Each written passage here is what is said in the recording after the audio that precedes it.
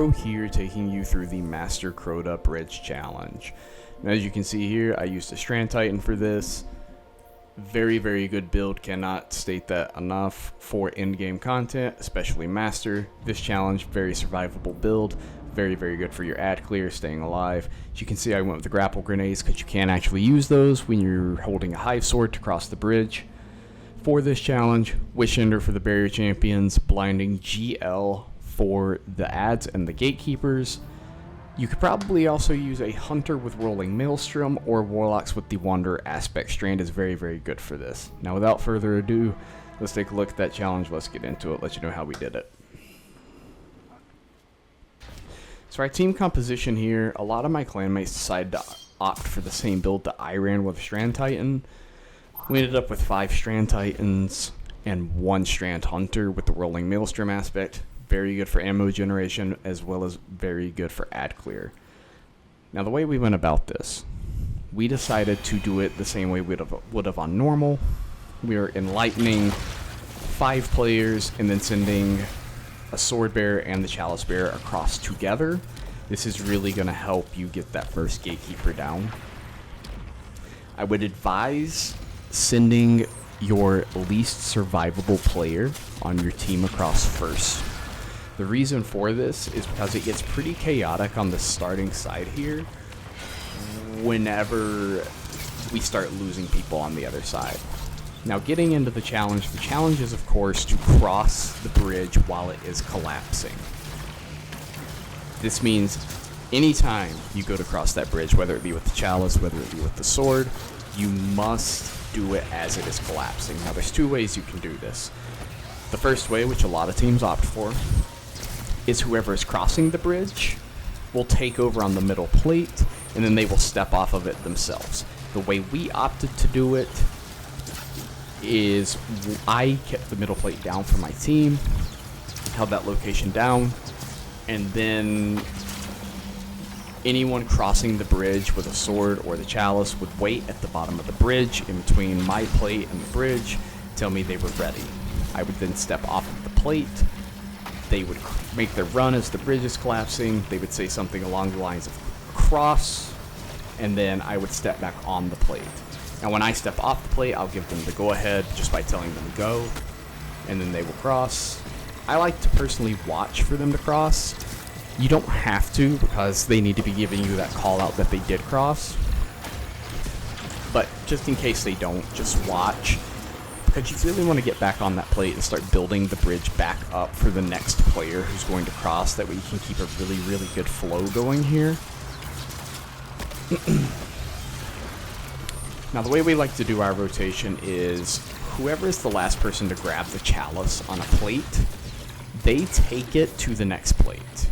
And the reason for that is because they can put themselves in a position in front of a player better than a player can come and find them in all that chaos and for them to know that they're there.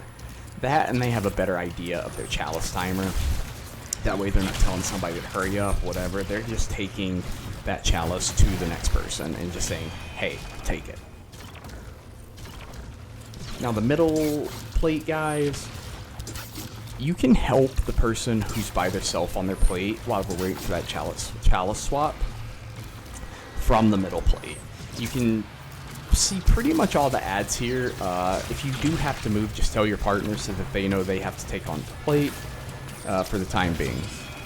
Now, as you can see, Alder and Prophecy were ready there. They told me they were ready. I step off. I tell them to go. I watch as they cross. Wait for that call out that they've touched the other side, and then I get right back on my plate, start clearing ads and building that bridge for the next person to cross over. Now, in the event somebody does die on the other side, it's not a big deal because it's not going to fail the challenge. If they die on the other side, the sword bearer will spawn over there with the sword. So it's really not that big of an inconvenience. Now, if somebody dies who has enlightened on this side, that's when it can be a bit of an inconvenience.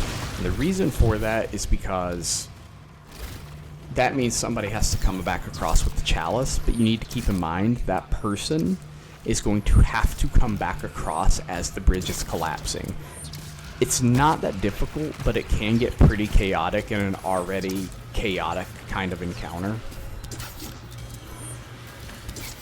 Now, fortunately, once you get your third player across and they resume things on the other side, you want somebody who's got some really great communication to take over on that middle plate.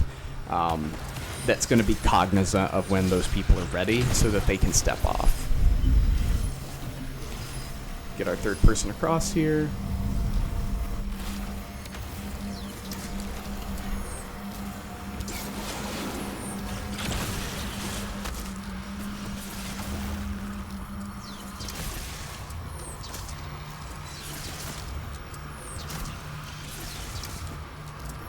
Now making sure they're setting up on the other side. Now once they set up on the other side and we're free to move, the best place to go is that balcony where we spawned in. And the reason for that is because it's up above everything. You have a really good vantage point. It's very, very safe. One of the only things that can really get you up there is the acolyte fire bombs.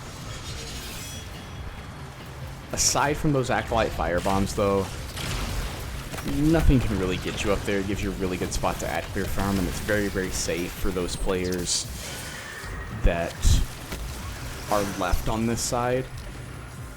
Something I would recommend as well is having your most survivable player, your best player, be the final person to cross the bridge, because things can get pretty chaotic when they're over there by themselves.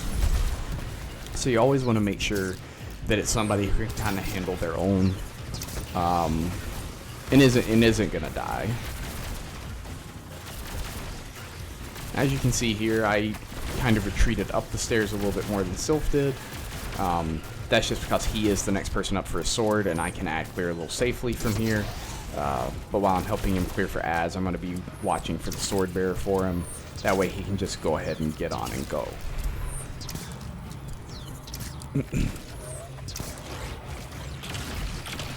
Now on the other side of things, those blinding GLs are really going to come into play, or suspends, for the gatekeepers. The gatekeepers are very tanky on Master, and they can hit very, very hard, so it's very important that you can help the sword bearer by debuffing them and blinding them. That way they cannot fight back. It gives them a really, really easy, really, really free kill. And as you can see, I'm the only one left over here now. The big thing about standing on this balcony as well, it might be tempting to jump back down there in the middle of things, but until the gatekeeper spawns, I really wouldn't recommend it, even if it is to get Banner of War going. And the reason for that is because with the amount of ads that are down there, they can tear you apart very, very quickly, especially the barrier champions and the wizards. So it's just safer to stay up on this balcony. Most of the ads aren't even going to pay you any mind from the balcony, and that's really, really going to help you survive. Now I'm looking for my sword bearer here. So as soon as I see that sword bearer, pretty much I want to get my buffs going so that I can survive, but also so that I can kill it a lot quicker. The sword bearer might not come out if you're up on the balcony, so you might actually have to go looking for him. It's fine if you do. Just make sure you put yourself in a position away from the ads, or at least ad clear aside so that you can retreat there safely to engage the sword bearer. I waited my super out here so that I could get him down a lot quicker. And the only reason I really went for that barrier wasn't just because of auto tracking, kinda was, but it's a very good thing I did. That way he wasn't shooting me in the back while I couldn't defend myself while I had this sword. So I'm telling Prof here that I'm ready. He tells me to go. And as you can see, very, very easy grapple right across the bridge. It's not necessary to run grapple grenades for this. I definitely would recommend it because it creates a lot more consistency, so that if you don't jump high enough, you miss your jump, you don't sword skate directly into the bridge, you can save yourself. It just eliminates all the room for error that there can be with jumping across that bridge as it's collapsing. Now the big thing about Master here is, aside from barrier champions, They actually threw Unstoppables in. There's only 2, though. The Unstoppable champions actually replaced the Ogres that would normally spawn on normal here, on the left and right side of the room. They're now Unstoppable champions. As you can see, I had a fusion rifle on me. I threw that on so that I could help stun them. But you definitely want to make sure when you get to this side, you have something to stun Unstoppables with, because they can tear you apart very, very quickly. Now, once you have all players on the side, even before you have all players on the side, you could start enlightening people and getting that chalice going again. It's not a necessity to have like more than 2 people enlightened. Sometimes the less you have enlightened, the better it can be, because you have people with their grenade launchers helping you, you have people suspending the gatekeepers for you, and it makes it just a little bit easier. So we just opted to enlighten 2 people, and then have everybody else debuff and keep those 2 players alive. Now once we take down these Unstoppables here, we're going to get our gatekeepers. It looks like only me and Prophecy had a blinding GL right here on, at least with ammo in it, and we were both the sword bearers. That's kind of our mistake there.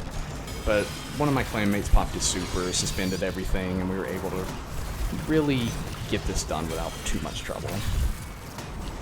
So I hope this breakdown on the challenge and kind of an easier way to do it, and this how-to on how to do it helps all of you guys out. It's not really difficult. It's very easy, very farmable. As always, I am Boro, and yeah, hopefully you guys get it done. GG's, and go out there and get it. Later, Guardians.